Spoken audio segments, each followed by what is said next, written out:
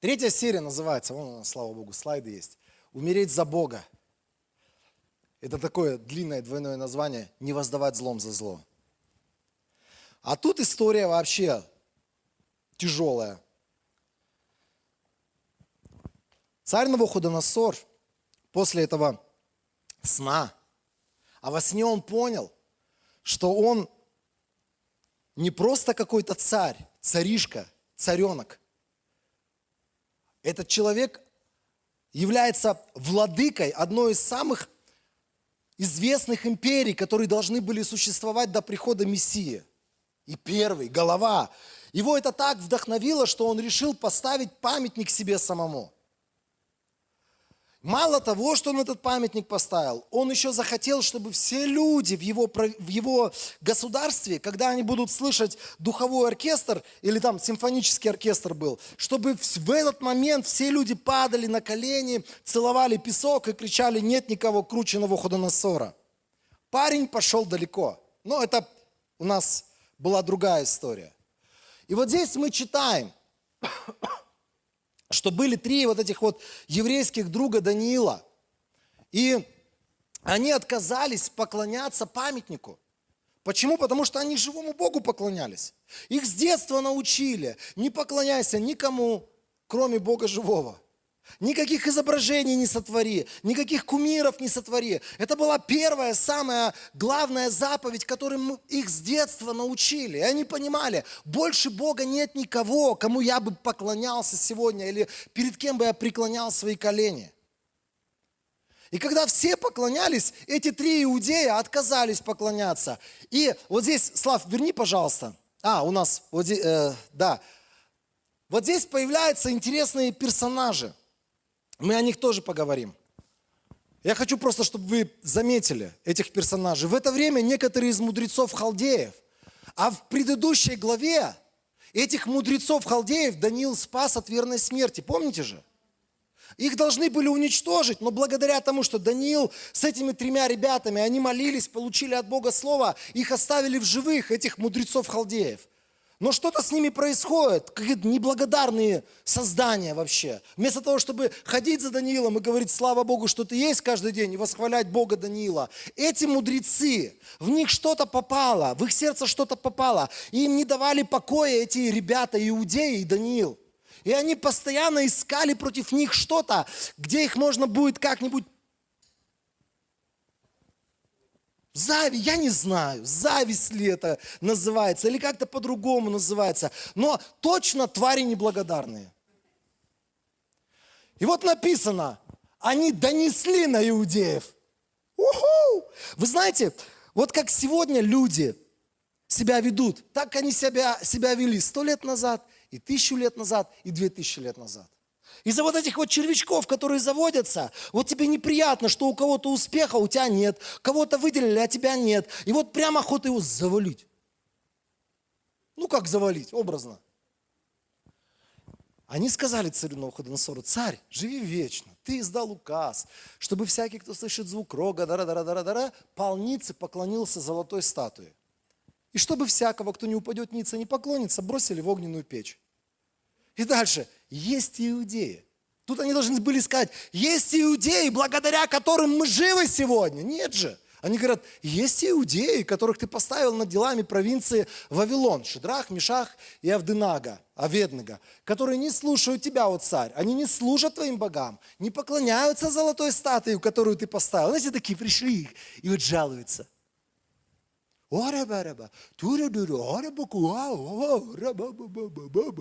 Вот все вот в таких красках рассказали. Царь разгневался. История чем заканчивается, вы же помните. Их бросают в печь, потом там появляется четвертый, который видом как Сын Божий, потом с Навуходоносором что-то происходит. Слав, дай нам это место Писания. С Навуходоносором что-то происходит, он все это увидел, и написано: подошел к отверстию огненной печи и закричал: Шадрах, Мишах и Аведnego, слуги Всевышнего Бога, выходите. Сначала он был злой, сначала он был раздраженный, там у него из ушей пар шел от того, что ему не покоряются, а тут риторика сменилась. Выходите, идите сюда, Шидрах, Мишах и Аведnego вышли из огня, а сатрапы, военачальники, наместники и царские советники, ну те, которые их туда засунули фактически, столпились вокруг них. Они увидели, что огонь не повредил их тела и не опалил ни одного волоса у них на головах. Их одежды не обгорели, от них даже не пахло горелым. И Навуходоносор сказал: хвала Богу Шадраха, Мишаха и Аведnego. Вообще своеобразный дядька был. Сейчас убью, тут же, ставлю тебя главным. Сейчас в печь я тебя засуну, тут же хвала Богу, которому вы поклоняетесь. И он говорит: хвала Богу великому, который послал своего ангела и спас своих слуг. Они верили ему и нарушили царское повеление, про себя говорит, и были готовы скорее проститься с жизнью, чем служить и поклоняться другому Богу, кроме своего Бога. Там есть продолжение слов? Поэтому я повелеваю, чтобы людей всякого народа, племени, языка, которые оскорбят Бога Шадраха, Мишаха и Аведnego, разрубили на куски, дома их превратили в груды развалин, потому что нет другого Бога, который мог бы так спасать. И царь дал Шадраху, Мишаху и Аведnego высокие должности в провинции Вавилон. Опять урок какой? Что такое смирение? Смирение, когда я знаю истину. Я, знаете, не просто такой вот, некоторые думают, что смиренный человечек, это такой человечек, которому говорят: сидеть, он сидит, лежать, и он лежит. Ему говорят какие-то команды, какие-то люди, вот он настолько смиренный, вот его здесь положили, вот он настолько смиренный, что он будет лежать, пока не сдохнет. Смиренные люди к этому вообще никакого отношения не имеют. Смиренные люди – это те, кто знают истину, стоят за истину и готовы умереть за истину. Слышите? Смиренный человек, человек, который имеет позицию, и не просто позицию, библейскую позицию. Скажи со мной, мужчина, библейскую позицию. У нас столько людей вокруг нас, которые имеют какие-то позиции, но если эта позиция не библейская, оставь ее, стань смиренным, приди к библейской позиции. И это люди, которые отстаивают свою позицию и готовы за нее умереть. Но это, знаете, такая тема непростая, я бы сказал. Не все мы готовы умереть за свои убеждения. Но только те убеждения, за которые мы способны или готовы умереть, только те убеждения мы будем продвигать на этой земле. И только те убеждения будут преуспевать на этой земле. Слышите? Тут еще интересный урок. Если бы я был на месте этих 3 ребят, я бы припомнил. А вон там сатрапы стоят, окружили нас, нюхают нас. Гарью мы пахнем или не пахнем? Вот этих сатрапов, дорогой человек наш Навуходоносор, возьми всю толпу с копом и в эту печь, пожалуйста. Знаете, вот здесь мы опять видим, что приходит воздаяние за смирение. Их возвысили, их сделали царями фактически, там, я не знаю, там, людьми, которые управляют какими-то провинциями. Им дали, это, знаете, вот такое вот состояние, когда вот царь может говорить: проси все, что хочешь, исполню, кроме царства и жены. Все, заказывайте, все, я оплачиваю. Это вот состояние царя в этот момент было. И если бы эти люди не были смиренные, первое, что у них бы возникло: ага, вон те, вон ребята, вот сейчас поименно, я тебе список сейчас напишу, их, пожалуйста, в печь. Знаете, что такое смирение? Это то, что было у Даниила, у этих 3 иудейских мальчиков, юношей, то, что было в сердце Иосифа, которого предали собственные или близкие там люди, собственные братья. И когда они пришли к власти, они не стали мстить, они не стали воздавать злом за зло. Знаете, что такое смирение? Когда в нашем городе есть люди, которые тебе делали зло, которые говорили про тебя всякие сплетни, рассказывали про тебя какие-то небылицы. Может быть, они кинули тебя на деньги, может быть, они еще что-то сделали. А ты сидишь здесь сейчас и говоришь: я благословляю этого человека, и я отказываюсь воздавать злом за зло. Слышите, друзья? Это позиция Даниила. Когда мы читаем про вот этот львиный ров, в который он попал, он отказался что-то доказывать этим ребятам. Это как позиция Иисуса. Про него написано. Мы сегодня читали с детьми. У нас каждое воскресенье там пару часов есть изучение Библии и молитвы совместной. И мы читали там эту историю из 1 послания Петра, где написано, что Иисус Когда его вели на крест, он не воздавал обидчикам своим. Он не отвечал им злом за зло. Он не оскорблял, а на их оскорбления не отвечал оскорблениями. Потому что сердце смиренного человека – это человек, который не будет воздавать злом за зло. Потому что сам Бог воздаст в свое время. А у Даниила, вот если мы будем читать дальше, там вообще история интересная. Его кинули, опять там сатрапы подговорились, из-за зависти его в очередной раз кинули ко львам. Но знаете, что сердце Даниила? Когда его вытащили оттуда, и он встретился с царем, царь смотрит на него, обнимает, в щеки целует, золотые цепи вешает, как всегда опять. Говорит, проси у меня все, что хочешь. Даниил слова не сказал о том, чтобы уничтожить этих ребят. Как-то само все с собой произошло. Их взяли скопом.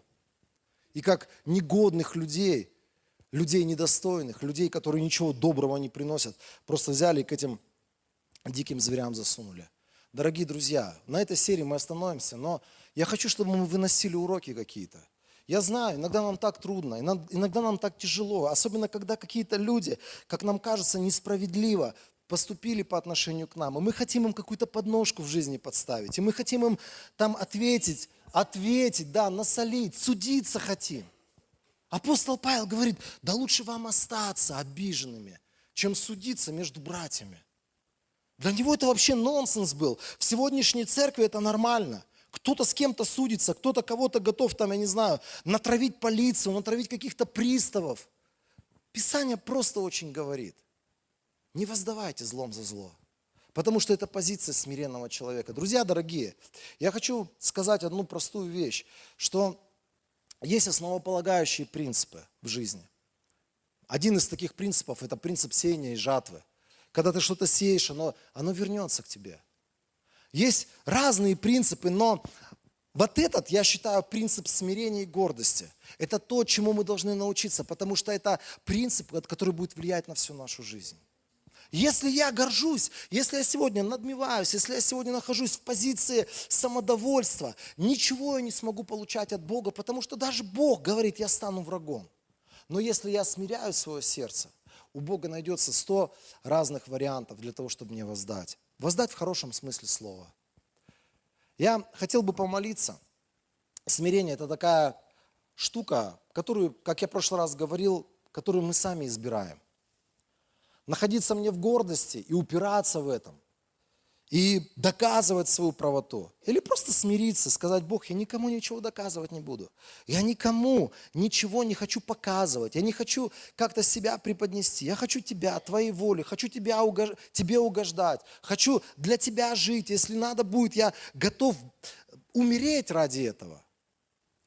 Я отпускаю людей, которые делали что-то или продолжают делать что-то в моей жизни негодного и отказываюсь им воздавать злом за зло. В твоих руках этот суд. Знаете, это позиция смиренного человека. И эти вещи всегда Бог благословит, или к этим вещам Бог сам благоволит. Давайте помолимся. Сиди там, где ты сидишь. Я хотел бы, чтобы, может быть, какая-то вещь, которая вот из этих 3 серий, она запала в твое сердце, как-то касается тебя. Я хочу, чтобы ты просто за это помолился. Помолился о том, чтобы либо этого не было, если это негативное, либо этого было больше, если это что-то доброе, позитивное от Бога.